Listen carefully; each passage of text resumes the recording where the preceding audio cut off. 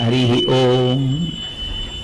కృష్ణకర్ణామృతము ఎవరి చెవుల గుండా లోపలికి వెళ్ళిందో వాడు మాత్రం మళ్ళీ ఇంక శరీరంతో వస్తాడని, తల్లిపాలు తాగుతాడని నమ్మకం లేదు. ఇహవాడు రాడు. అందుకే లీలాశుకులు అన్నారు ఒక శ్లోకంలో, పాల సముద్రంలో పడుకుంటాడంటాడు, పుట్టిన చోట పాలు వెల్లువగా ఉండేటట్టుగా కృప చేశాడంటారు, ఆవుల పాలు పిండాడంటాడు, పాలు వెన్న నెయ్యి దొంగిలించారంటాడు, ఇన్ని పాలు నైవేద్యం పెడితే పొంగిపోతాడంటారు.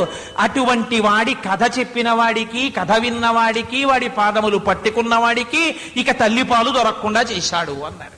ఇక తల్లిపాలు దొరకకుండా చేయడం అంటే ఏమిటి? ఇక మళ్ళీ తల్లిపాలు వాడు తాగనవసరం లేదు, అంటే వేరొక జన్మ లేదు. అటువంటి స్థితికి తీసుకెళ్లగలిగిన అమృత విద్య ప్రతిపాదింపబడినది. ఇంత పూనికతో, ఇంత ధైర్యంతో లీలాశుకుల వారు శ్రీకృష్ణ కర్ణామృతాన్ని ప్రతిపాదన చేస్తున్నారు.